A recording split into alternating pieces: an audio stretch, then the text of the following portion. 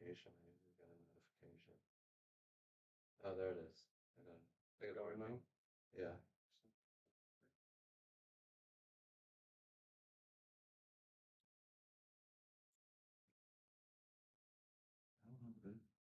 There he is. Now it is. There we go. Perfect. All right. Look at you, bro. Hey, hi everybody. Hello. Sitting there. Drew Thickens. That's your prison name. Drew Thickens. Yeah, I could say that. I feel like I wouldn't suck dick good and you'd be mad at me. So I'm like, I So, just want to avoid prison. don't you think there's gonna be hotter guys there than you? Yeah, but I'm what they can strive for, you know? Like I'm more obtainable. The hot guys are butt. So then everyone is just gonna get fucked. The hot guys, the ugly guys, everyone's fucking everyone. There's not a place where they're like, I'm in prison, but that doesn't mean I have to be gay. I mean, I'm not going to be gay, but they're going to take it from me. You're a There's a big guy. difference. Yeah. Yeah, I think you'd do better than you think. It's not like as crazy. There are avenues where you could survive, and if you go stray from that, like just like how you are with Gypsy Rose's mother, you don't go into like crazy murder Mm-mm. conspiracies. You don't tie yourself up with any gangs in a really serious way. So I don't know if you'd have that hard of a time. I feel like they put me in the mental unit too. I feel like I'm hanging out with all the people that have multiple personalities. They're gonna give me a big green schmuck. It's gonna be all good. Okay.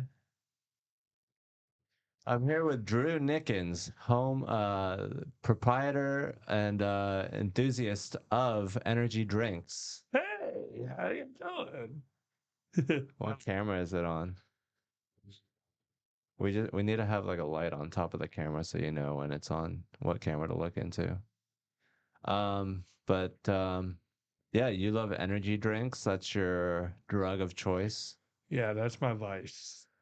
And how does it compare to other vices? Do you guys have a community? There is actually. I've been on the Book of Faces. There's an energy drink community where they're like, hey, this energy drink is only available in like Iowa, and Where is this? Online? on What on website? Facebook. Facebook. Yeah, Holy there's shit. a whole community, and they'll be like, "Hey, I can't find this energy drink," and someone in So Nebraska will be like, "Hey, I know where you can find this energy drink," and then you help each other. yeah, So what do you think it is about the energy drink community that gravitates towards Facebook as opposed to Reddit or an independent forum? Like, is Facebook kind of the speed? That's the energy level of energy drink enthusiasts. I think too. There's a lot of blue collar people in the community. I didn't realize it, but there's a lot of oil rig truck drivers.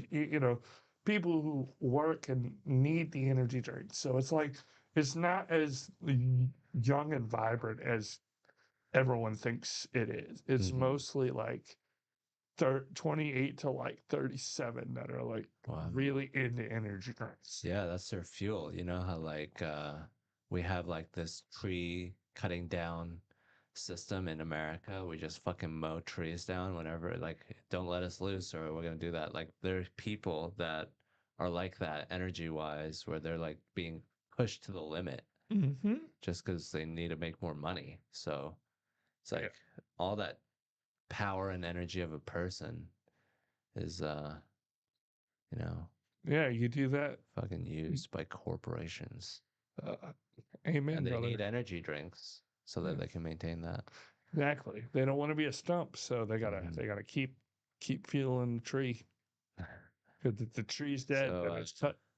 what do you think about the regular show? You enjoy doing that with me? Oh, it's so much fun. I look forward to Tuesday. Monday and Tuesday are like my favorite days because when I get in on Tuesday, like man, I get to perform in front of one of the best audiences in the city On a Tuesday on at a Vulcan, Tuesday at it Vulcan is at the eight best o'clock. audience It's a in that great specific audience. time and place. Yes, it's one of my favorite. It literally like Well, I they're have. so happy to be there. Like at the mothership, there's a heightened expectation. Hmm. But at Vulcan, they're just like, oh, yay, we get to see you. Oh, and you're telling jokes? At the mothership, they're like, you better be the best comedian that I've ever seen. Hmm. And at Vulcan, they're just like, we love the show. and it's just positive and they're just happy. But yeah, it's more primal energy. They're more like happier and like they're more willing to yell and do crazy shit. I mean, we both do crowd work. I mean, I sing songs with them. You make them say the F words. Like, it's great. Faggot? Yeah, that one. Yeah. Just try. Well, I don't always do that. Not always, but sometimes you'll That's or one of the retard. jokes that I say. Yeah, and it's And great. It's one of don't my favorite crowd works. ruin the bit online. Yes, sir. But yeah, it's a great crowd. It's a great show. You know what the best part of that show is? Is the green room hang. Yeah, they get wild, and like when you get Cam and Laser and Jolly and just all those boys And together. Brian says, and who was he arguing with about Kendrick? Oh, Raphael Cruz. That show was crazy. Oh yeah, Skinny Rap Taylor's goes there all hard. the time. The longest argument. It was like 20 minutes. I can't hear you because your mic's not on. That was the longest argument. It was like 20 minutes long. Is your mic on? Yeah, I just have it quiet so you can Oh, okay. breathe. He's on Jamie levels. Oh yeah. Jamie's mic is slightly quieter than Joe and the guest. It's very uh like as a editor, that's his artistic choice that he made. But yeah, they were arguing for like the whole fucking show. And it was hard to like talk because they were talking so loud about Kendrick versus Drake. And Brian was like, Kendrick or Drake is great because he makes shitty music and there's an art to making shitty music. And Raphael was like, Kendrick is an artist and he's trying to do art, and that's better than just making mass produced bullshit. There's a place for both. Yeah. You may not like what one does, and you may like what the other does, but that's just art is always going to be an interpretation of everyone's. There's not always going to be the same opinion. So Yeah.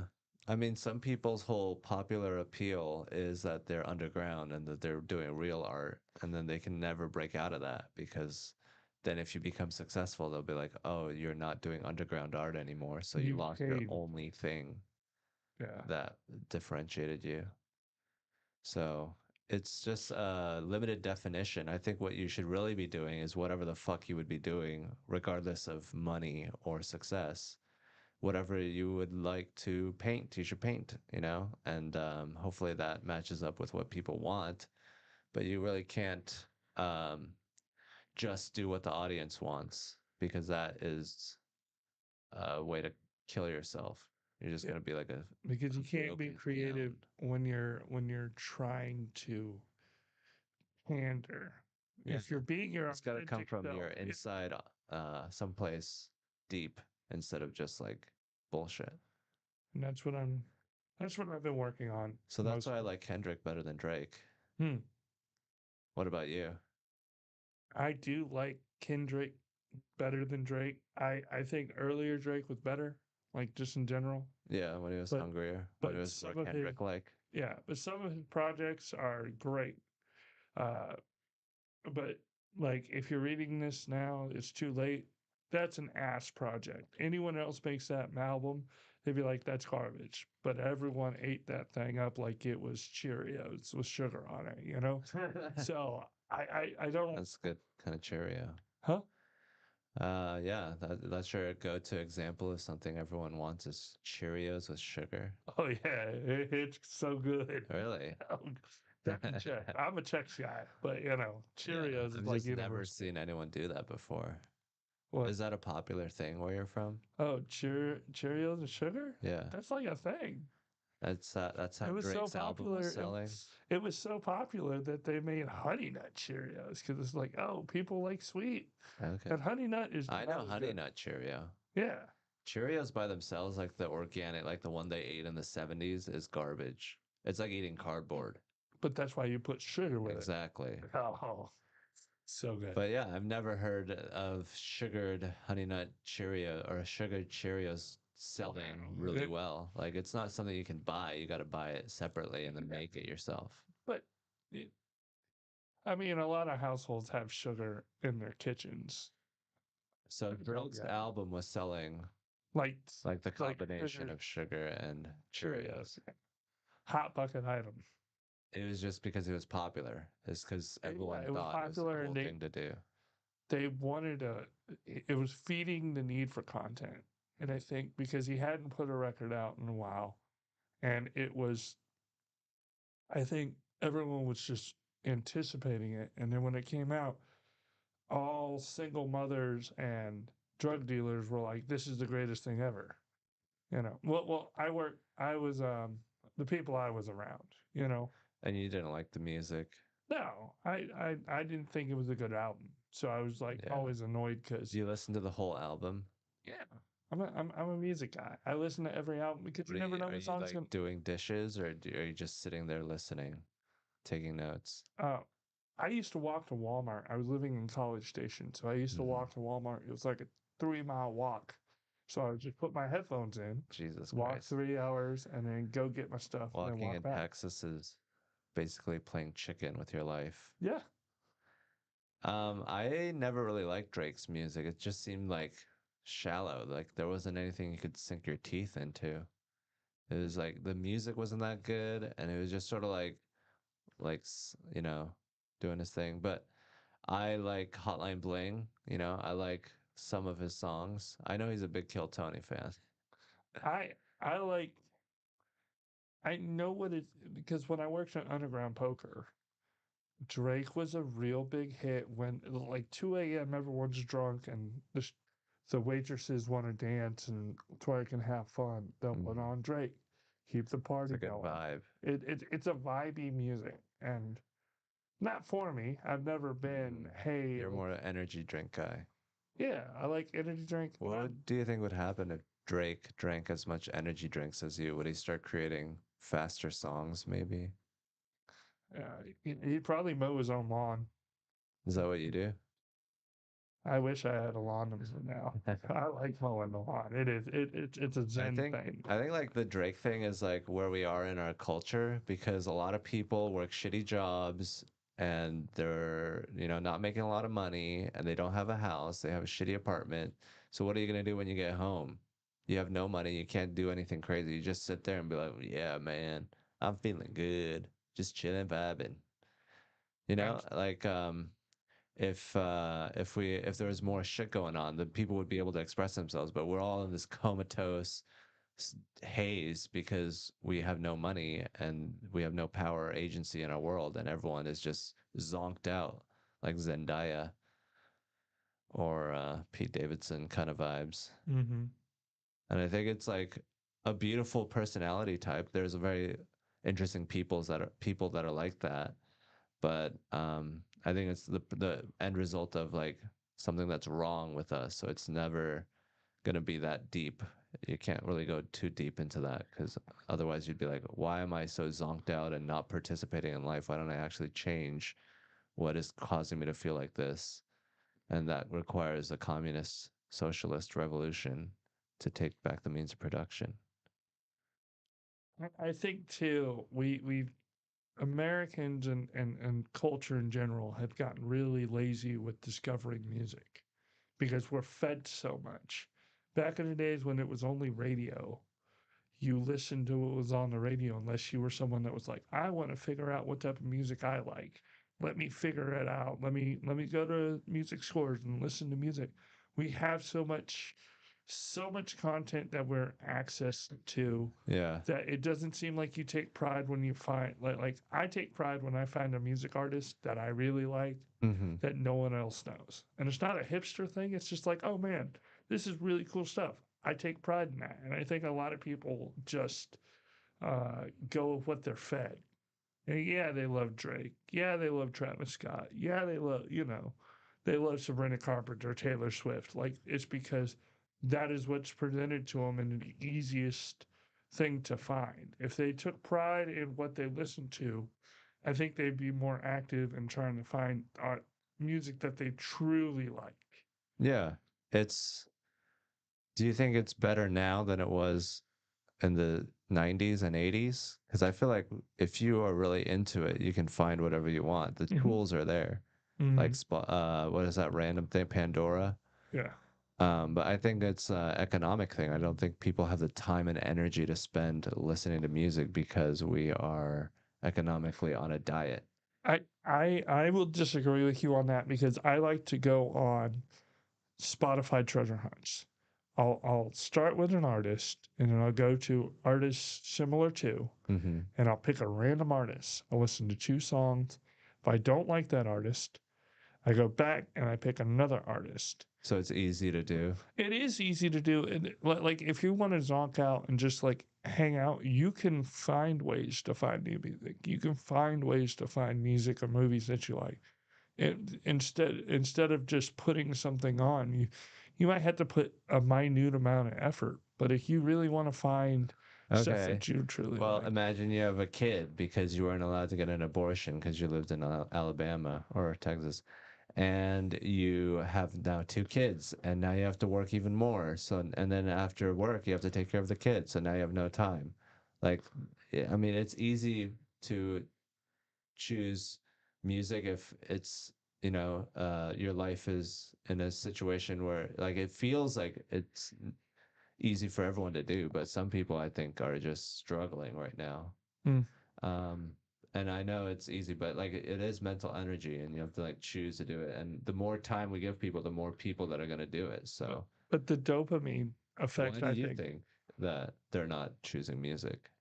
well, I think it's the easy way to just go with the flow and just be like, oh, Why Taylor do people Swift go came with the out. flow? Huh? Why do people just go with the flow? Why don't people listen to their own music? Because I feel like they don't want to. It is a little bit of effort, and So is it our they want to bond culture? with people too. I think too, because like look at Swiftie culture. I'm not a Taylor Swift fan, but that's okay. Mm-hmm. Music's not meant for me. Just like Chaparral Roan or any of those type of artists. Chappelle Roan. Yeah. Uh, Yeah. H-O-T. She's only for like the transgenders. Nah, she's for. I don't want to get For into. bisexual women and gays and drag queens. Mm, and, and people who like Twilight. Yes. Bisexuals. Okay. Uh, Emo women. yeah, but like I feel like they bond over music. Like Mhm.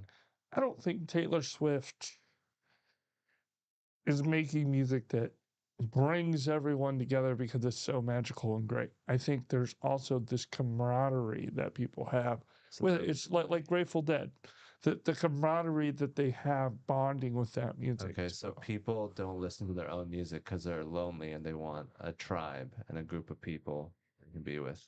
Yeah, it's the same with sports fans. Yeah. It's So a what, tribe to why them. are people lonelier now than in your ideal of whenever music was more appreciated? What changed? Uh, Dating culture has changed too. I think romance is a When's lot your like different. ideal time for music? When people were listening to what they actually felt like? I feel like the 80s was so free and great.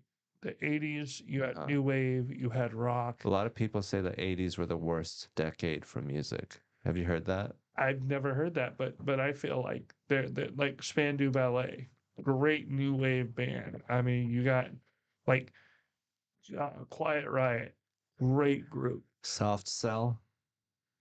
Tainted Love, right? Yes. Yes, good. Like new wave was, Aha. yeah. That like there's so many good artists in the 80s, and But that's not the people. Do you think the people were elevating better music in the 80s?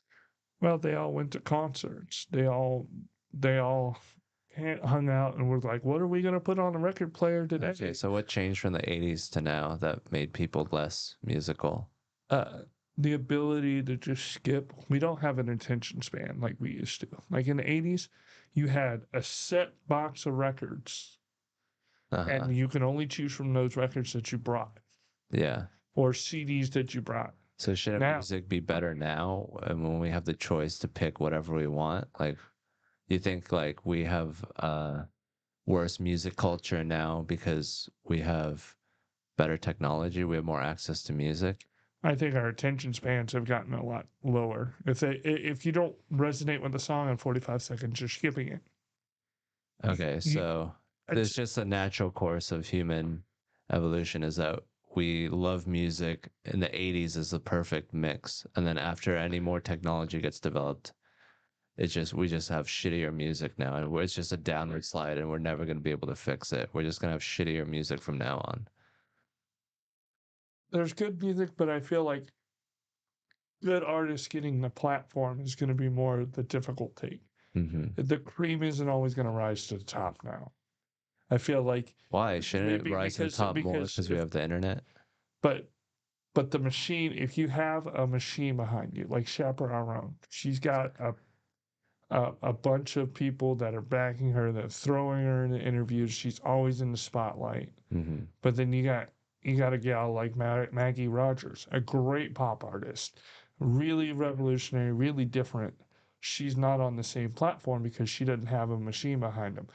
When you put money, effort, and time into something, it's going to go to the top. That's why they have what do they call industry plants, Hmm. where people that just come out of nowhere, but they had a lot of money backing But them. then some people have the machine behind them and the public just doesn't go for it. Yeah. So you do have to have some sort of talent and ability. Mm-hmm. It's not like she's worse than every musician alive. Like she's probably better than 90%. Give or take. But I mean, I feel like if you don't appreciate her music, that's one thing. But if you don't recognize her talent, like that's just, I feel like just because it's popular doesn't mean it's shitty. No, there's great popular music like the stuff that Post Malone does. I like Post Okay. Malone's music. I like Jelly Roll's music. I Well, like. I think we have all the tools to have a great music culture. I think we just don't have the people and the fans that have the free time and the economic freedom to be able to appreciate it. I see that. But then again, we have rave culture now. Hmm. Rave culture is bigger than it's ever been. You go to like an electronic music festival. There's thousands of people there going and like above and beyond. Do you know who they are? No. They're I think they're UK based, but they have like festivals all over the world that people travel to and like Hmm. really latch onto. And Yeah, they have like that's a whole record wonderful. label. Do you go to a lot of festivals? I I don't do festivals. I like to just buy individual tickets for artists I want to see. Yeah. And I've been to a lot of concerts. I'm a concert guy, but I don't think I want to go to a festival where That's awesome. not everyone is there for that artist. Oh, Mhm. maybe they're waiting for someone else. It's Like like a casual audience. It's like a Mhm. showcase show instead of like your own headlining gig. Yeah, it's a lot more fun when everyone's there. I just went to Fred again like 2 3 weeks ago. Mhm. Amazing concert. The vibes were great. Everyone was there for Fred, and it was just like a wonderful His name is experience. Fred. Fred again. Yeah, Is that his real name? I think so. Okay. He's incredible. You loved it. Oh man, it was one of the greatest concerts I've been to, and I've been to a lot. Wow. But the vibes were great. Uh he was all over the arena, so he had like a stage in the middle. He had a stage the stage up front, and then he had a stage on the side. So everyone kind of got a view of like a close up view of Fred. And then he He played just moved around. yeah, and it was like great because and he had like pockets of like drum and bass stuff, and then he had pockets of like dubsteppy bassy stuff, and then he had his house stuff. Like it, Fred again is incredible. Wow. I keep smiling when I think of the concert. It When was so was cool. this?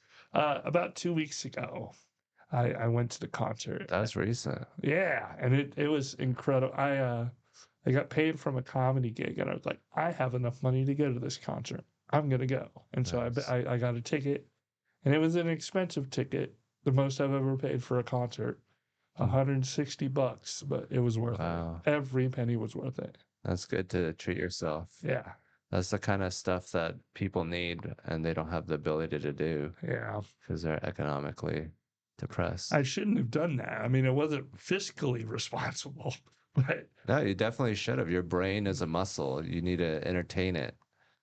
Like if you have a cat in the house and you don't have any toys for him to play with, that's horrible for the cat. And you're like, you need to take care of yourself. You need to treat yourself like a panda bear at a zoo. Have little excursions for yourself and give yourself nice bamboo every once in a while. Yeah, that was tasty bamboo. Let me Some tell you. people can't take care of themselves. They're not good at it, which sucks because they're amazing people. Some of the best people just don't know how to take care of themselves. Yeah, it's a battle within yourself. Like depression and stuff is real. I think people don't understand. Like I'm now, the last 3 years I've learned to really take care of myself, do laundry, make sure that I'm getting enough sun, make sure I'm drinking water when I can.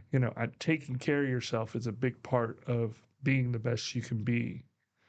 And I think a lot of people, there's so much riffraff in your brain that you're fighting with that it it can if you lose the battle, suicide seems like a real issue, a real possibility.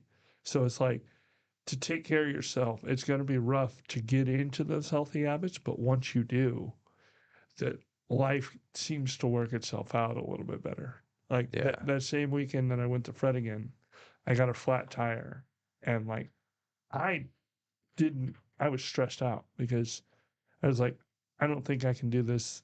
This could be the like 2 years ago, that would have been the end of the world for me. But instead, I came in and I went, all right, let's go on YouTube. Let's look it up. Were And you I fixed it. inspired by the Fred again concert to approach Well, the problem it was in a before the more Fred again positive concert. light? It was before the Fred again concert, and that's when I was like, okay, I tackled a really tough task. Because like having You an rewarded injury, yourself. and I rewarded myself with that. And then I drove back to Dallas, from Dallas that night. Oh my God. I got a flat tire going back from Dallas to Austin.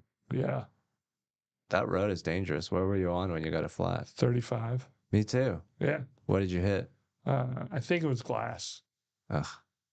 And so, because it was on the right side, bottom right, or Was it on the the shoulder? the rear right side. Oh, And so rear right tire. yeah. And so I heard, and then I was like, all right, let's get out. Saw that. And then, So you caught it immediately. yeah, I just heard it because I was just like, what's going on here? Because I started swerving a little bit and I don't drink. So I was like, something's wrong here. Your immediate thing is, am I drunk right now? Well, I knew I wasn't. So I I was like, know, but okay, like there's millions of things that cause swerving. exactly. But I was like, So your something, go-to is drinking because you come from a trailer park somewhere. something like that. Well, I was on the road back from Dallas. Heath and I think we did Plano House of Comedy. The show we did together. Maybe, but Heath was there. Was Heath there when we did it together? Yes. Oh yeah, maybe it was that show. And we were driving back. We hit a gator, a tire from a truck, Oh no. and apparently some of them have metal in them, and that punctured a hole. So we pull over to the exit, and we're doing it at the exit, and then Heath is like, "Ah, I'm getting bit." And then we look, and there's ants everywhere, and they're crawling inside Heath's little boy body, Oh, exploring his asshole and stuff. And so we drive a little bit further. We park behind this truck, and we're trying to do it. We're trying to Google. We're looking for the thing in the glove box, and then this trucker comes out, who happens to be Mexican, and he's like, "I'll do it for you. Yeah, no worries." And they did the whole fucking thing. I was just sitting there. We were watching this man teach us boys about life, and then this Mexican guy put a spare on it. This beautiful little elf just blessed us, this Mexican angel. And then, yeah, that's my story. I love it. I love it. That's so great. So touching. So yeah, I mean, you got a flat and you got a concert. Concerts are cool and you feel good, and we should all feel good, but we don't for some mysterious reason. There's some mysterious force of evil in the world that we're all battling in our own individual way. Yeah, I think too, it's all about what sort of lens you have on life.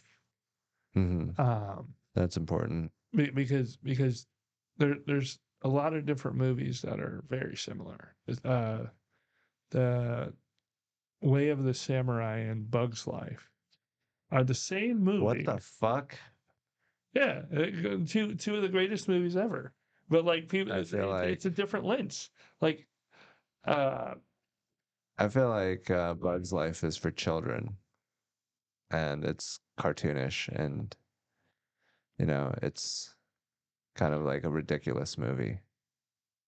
if you look at the ethos of it and you look at the whole story, it is a story of growth and everything of that nature. Yeah, it's got a cartoonish lens, but there's a really good lesson in there. Okay. Just Yeah, because. so lenses are important. Mm-hmm.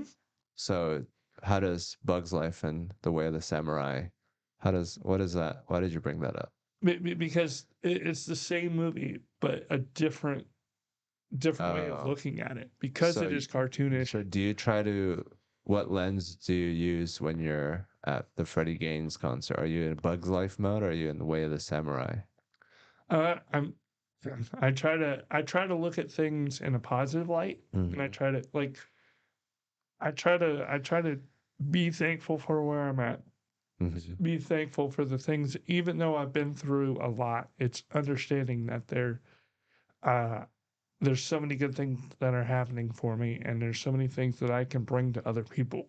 And Yes. by having a positive mindset, that Bug's Life mindset, instead of the way of the What's samurai, wrong where with The they're Way of the Samurai? no. It's just there's a different palette to it. I don't know It's how to. maybe not that specific movie, but Yeah, but like a dark, gloomy type of way of looking at life. mm-hmm. And instead looking at it through a positive, happy, upbeat, brighter color palette Mhm. of life. That's true. Yeah, I mean, that's important. What do you think about universal health care? Just everyone who's sick, you're going to get fixed up. Everyone's going to be healthy and we're going to pay for it. I think that's something that should be happening. I think when you take the profiteering out of hospitals Uh-huh. and you still get the goal done, it's amazing what can happen. Mhm.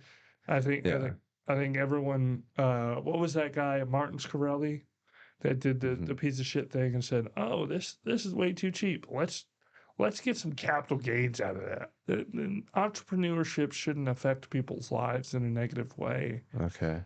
health wise. Yeah. It's too precious to be playing around and trying to maximize profit from the healthcare industry. The healthcare industry should be prioritizing effectiveness as opposed to financial profit. If someone dies because they can't afford a certain surgery Mhm. and no insurance company will help them or Mhm. let them cover it, you're losing lives over money, and that's, to me, that's just really sad. Yeah, because the value of a human is not really apparent. Like there's might be a homeless guy that broke his leg. You fix it up, he turns out to be Neil deGrasse Tyson. Mm-hmm. I don't know why I chose a black scientist to be a homeless guy, but I'm saying that there's lots of possibilities, and you should value the potential of every human. Mm-hmm. And if you don't, you create a really perverse world where you're like you're not good enough. You got to do more work to be valuable and to gain warmth and The food. cost of a human life shouldn't have a dollar amount. So if that's the healthcare industry, why don't we do that for the police or the fire department? Make that thing that we fund even though they don't make money. Cops aren't making money, but we pay them from the city because having them is efficient. Why don't we do that for the sewage? Why don't we do that for electricity? And then if you start expanding, why don't we start doing that for every fucking industry? The oil industry. Do you think we should nationalize the oil industry? um I think if everyone has a livable wage, because we're talking about billionaires and just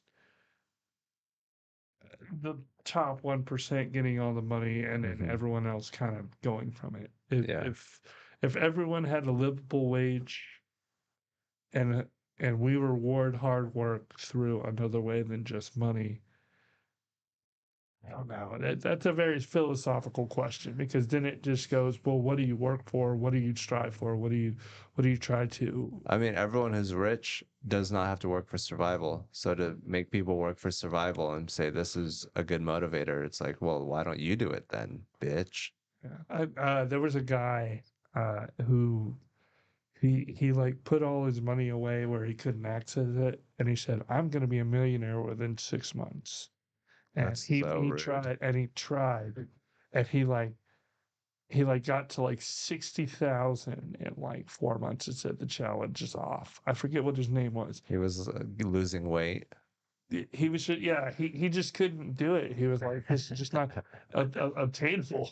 Like once he got that hard reality, because a lot of the boomer mentality of pick yourself up by the bootstraps and Mhm. get it going, sometimes that's just not possible because the cost of living is so much more than when they were 20, 30 and in their prime. They could get a house for $70,000. Now Yeah. you can't get a cardboard box for that.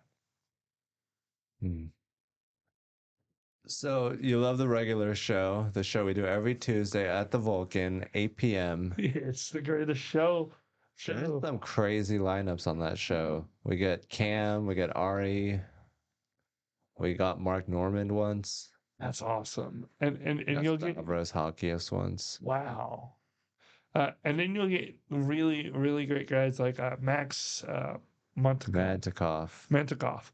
Super talented guy. We had Austin Nasso, another guy that people, if you don't know who he is, he's a TikTok monster. star. He's got like 10 million followers. But like there's so many great talents that we get. Like Trey Stewart, another great guy. We got David Jolly comes on all the time, and he killed it. You know, we get Yeah. all these really talented guys that you may not know who they are, but they're monsters, and you get Yeah, to they're have the a great best show. out of an open mic scene that's already pretty good. Yeah, I So mean, they're even better than most of those people. yeah, and we're like, I say Austin's top three in the nation in comedy. Yeah. New York, LA. I don't know where to put both of them, and then Austin, Denver, Boston. Boston. Yeah, What the fuck is going on in Boston? there's so many good comics over there. I mean, there's good comics everywhere. They don't have a great like club scene, Who would you bar put? I scene. mean, you're more experienced than me. What would you Um, put in the number five slot? I don't know. I never like look at the city. I'm just like, oh, this guy's funny, like individually. I don't really assign it to the city, but like for the vibes or the level and quality of shows, I would say New York and LA is up there. I would say Austin is getting there. I think we're third place for sure. There's no other city that's really doing it like we're doing it. Um, Chicago's pretty good. Denver is pretty good. I did a road trip. I did Chicago, Denver, New York, Austin. Austin was a pretty good city even before Joe and Tony moved here. It was a respected scene. Um, and then I think that was it. But LA, yeah, I don't think there's a real third. I think everyone else is just, lost in the pile. They're all the same to me. Like Chicago, Denver, San Francisco. It's nice, like they have really talented people and artistic people, but they don't have the infrastructure there. Hmm. It's all the same. They have like headliner clubs and whatever, but yeah, I think Austin is yeah, that's what it takes. All we are the valuable thing in stand-up comedy. Mm-hmm. And people in New York and LA, they've been exploited. They know how to fuck with you and they know how to take everything from you. And the city takes a lot from the comedians. Look how much Kill Tony and Joe are thriving in Austin. We don't need the city. We are what is valuable in comedy. We are the human resource and we can move anywhere. We don't have to be tied to these old corrupt systems that are good at exploiting artists. Yeah, I think Austin's great too because it's all this hub. It's about a 3 mile hub where you can go to 6, 7 different clubs and you can grow and learn and get as Yeah. many spots as The possible. physical location is so important. The walkability, Mm-hmm. it changes everything. You Yeah. don't now you're not just going to the Mothership, even though that's the best club in the world. Why wouldn't you go there? Now you're like, oh, but I could also go to Sunset and I could also go to the Creek. Like even if you have the best club in the world that's out in B caves, like it's not gonna be as attractive as 4 clubs right in that region. So you're Mhm. just gonna get more people out, and it's just compounding an already and awesome situation. and everyone's moving. There's this real divide. There's the people that shouldn't move here but do because they're chasing their dream, and and then you have the other side of these guys that have been taking comedy seriously, really putting in the work, and now this is where they're going to really get their wings, and they're really going to be able to find out, do they really cut the mustard? Are they really someone that can headline? Are they someone that can feature? Are they someone that can host and do a real road trip or go on the road? So there's this culture in Austin, I think, where you have these two groups of people interacting and uh, growing in different ways, because comedy is so there's just really, once you find your voice, the sky's the limit, and now it's what can you do? What are you doing to make the dreams happen? Yeah, this is a good place for people. This elevates a lot of people Mm-hmm. like us. Yeah. I mean, I've grown so much. I've lived here like 2.5 months, and because I'm getting as much stage time as I'm getting right now, I feel the improvement, and I see the improvement when I listen or I watch me go on stage. I'm seeing it because now I've found what makes me happy and what makes other people happy when I'm on stage, and I have fun on stage. Now I'm growing that. Now I'm really finding where I need to be and what I need to be doing Mhm. to be the best person I can be on stage. Mhm. And I don't think you're going to find that in a lot of scenes right now. Yeah, they suck. But yeah, Joe Rogan is the big godfather, the king daddy. He's interviewing Donald Trump, maybe right now Yeah. in a studio that looks a little bit like this because I try to copy his studio. What do you think about that? I think Donald Trump. that's tremendous. That's tremendous for the culture, for comedy, for everything. Like Joe Rogan is one of uh, the greatest comedic minds, in the fact that he's found his niche and been able to make amazing things happen. So, But don't you think it's a sign of the times that a comedian is looked to as the most respected source of information for a lot of people? Like, Mhm. it shouldn't come to that, but Well, if it does, then he's like the best man for the job. But there's something that's going on with the world where, like, Donald Trump is a ridiculous person. 2028, we are going to see less of presidential candidates and others going on talk shows or radios or anything of that nature. They're just going to do a podcast tour. It's going to turn into, because like, look at Kamala Harris. When Donald Trump went on Aiden Ross's podcast, she was begging Kai Cenat, "Hey, can I come on your stream?" And Kai was like, "I'm not a political person. I don't want to do that." So like, I think we're gonna see in 2028 this whole spectrum where podcasts rule, because there's no big bad governing body saying, "Oh, you got to do this. You got to stick to this." When people are gambling on themselves, and they make their own things happen, now there's not this overlord looking over you. Yeah, Yeah. YouTube is kind of It's more free. censoring, but it is more free than doing a show on NBC. Yeah. It's also how we communicate now. We are a different generation. We communicate through podcasts, something authentic. That's what we crave, is authenticity. We don't want something fake. We don't want to see actors on a stage, on a set. We want to see real people. And Joe was there before everyone, Yeah. being real as fuck. That's what comedians are good at. That's why comedians are the best podcasters. Mhm. We have to be real on stage, and then off stage we have to be getting ready to be real on stage, so people are real backstage. That's like one of the hardest things about comedy, is learning how to hang out with comedians. Yeah. They're awful people. They're some of the nicest people too. Mm. ever since I got on Kill Tony, everyone's been just so really nice and just so genuine. Well, Kill Tony's a big deal for the city. People love that show. So whatever love that can fall my way from that central love of Kill Tony, I'll take it. Yeah.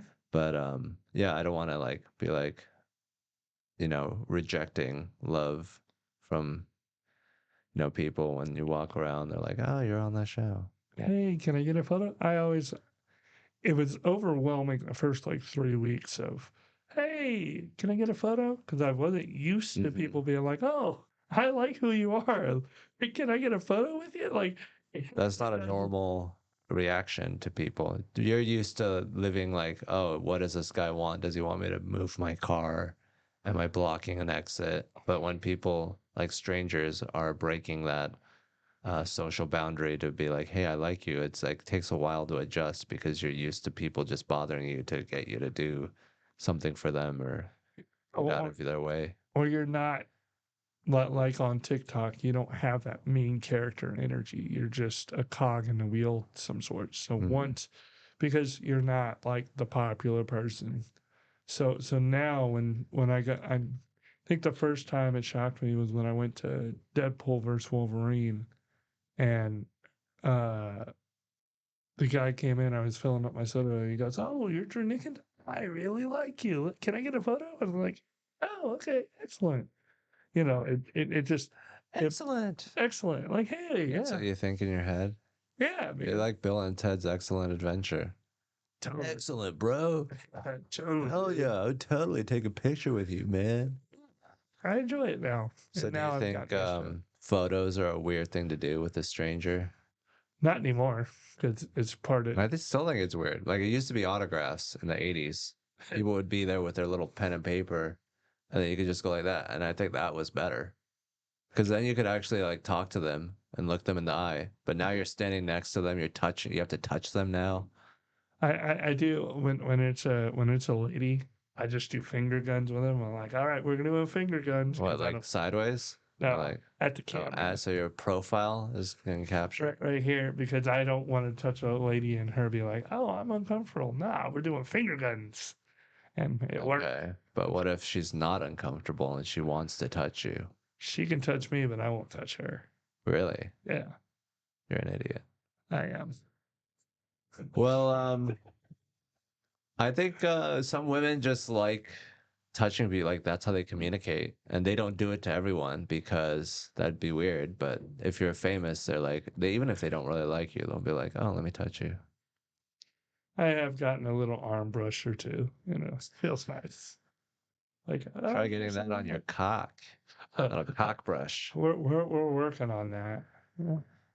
So, have you ever used Kill Tony to get laid? No, I haven't been Uh, laid yet. It's what it's do you mean yet? Are you a virgin? no, like ever since Kill Tony, I've had a couple girls that I've talked to. Oh yeah, didn't you go out with a regular from the regular show? Oh yes, Holy should shit, be. where you eat? Okay, Did she come okay. back or did you scare her away? No, she's come back Oh, okay. once, but but but So, but I didn't do anything wrong. She's okay. like, oh, I feel like we're in two different places. I thought, okay, you do What do you. you want to meld bodies together? Mm. Well, I'm glad that you're getting out there and you're saying yes to love and yes to happiness. You want going on dates, two Mhm. dates. I've been on, yeah, I've been on one date so Go far. dancing a lot. Yeah, I go country dancing. That's my stuff, man. That's Yeah, really sexual. So you touch girls there. yeah. But that's dancing, and But that's then where if my they're like, "Can I confidence take a comes. picture with you?" You're like, "Stand 6 feet away and we're gonna do finger Oh, guns." okay. Like it's not 6 feet away. Like we could stand next to each other, but like I don't like to put my arm around someone that I don't actually know. Like Really?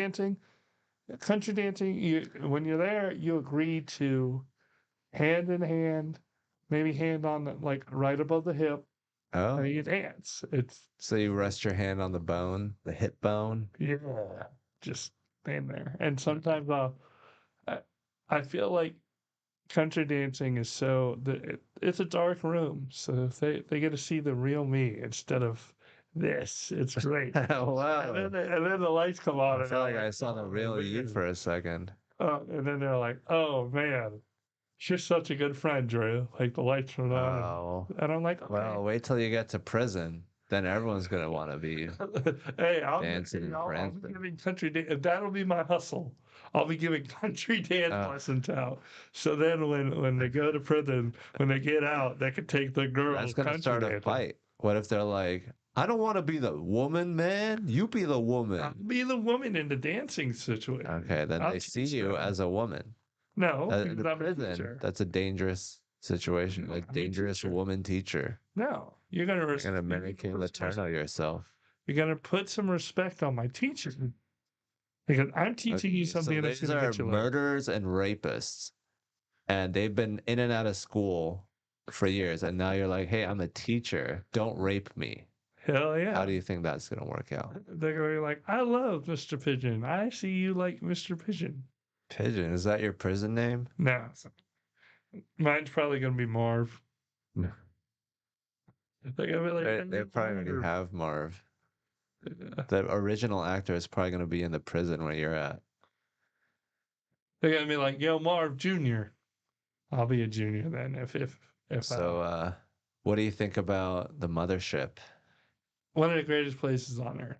It's Huh. incredible. The talent there, all the staff, just it's incredible. It's special. Very, very special. What they're Yeah, doing over there is just incredible. it's like, and did you go to church as a kid? Yeah, yeah. Mormon church, but Oh, okay. Well, have you heard of the Holy of Holies and the tabernacle and the inner sanctum and all that shit? How they used to make that? That's like that in there. Like there's levels to it where you're like, oh, I'm in the lobby. That's like the outside where you sacrifice the cows. Then you go up that stairs. You know what Mhm. I'm talking about? Yeah. With all the kitchen workers over there. And that's like something that's like, that's where you sacrifice the cows. The lobby's something else. And then you just get to the green room, and that is a holy of holies. That's one of the yeah, it's just one of the greatest places on earth.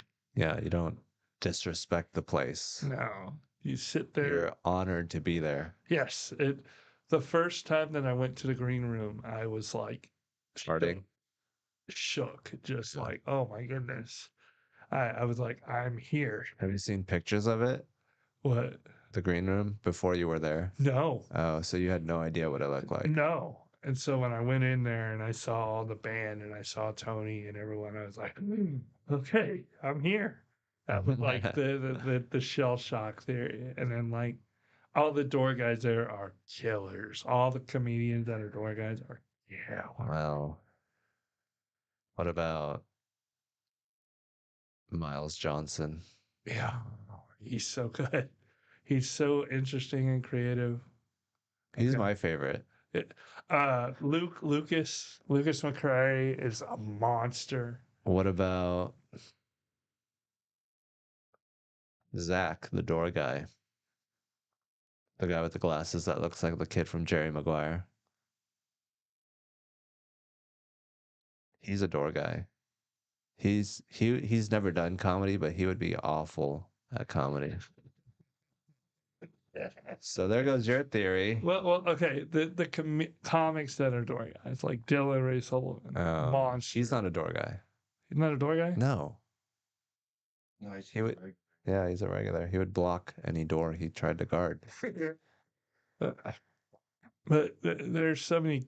I mean, Christina Mariani, Genevieve Clinton, like they're all monsters. Just great, I think they're great comedians. people.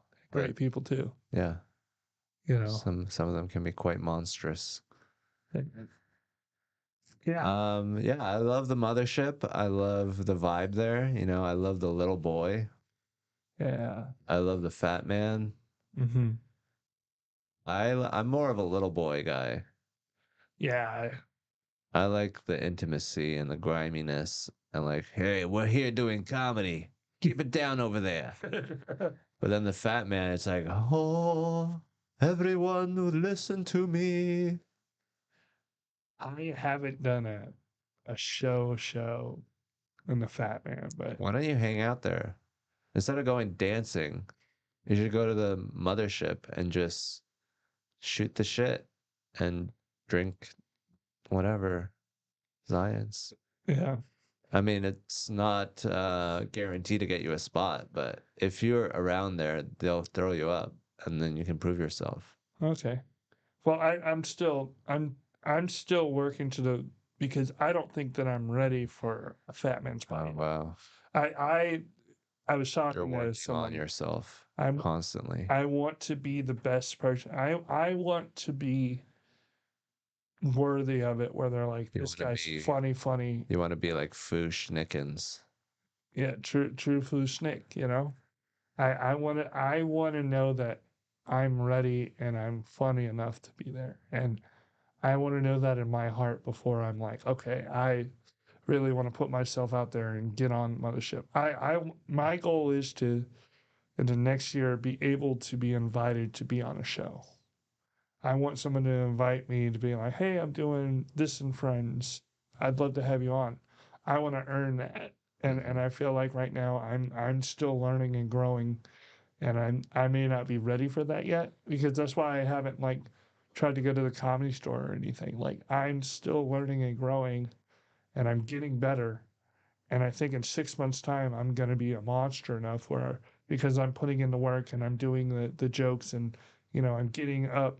I'm trying to get up 2-3 times a night. Uh, at that point, then I'm going to be the comic that is worthy of being on that stage. Because right now I'm working on it and I'm funny, but I gotta get better before I do that. That's beautiful. That's a great mindset.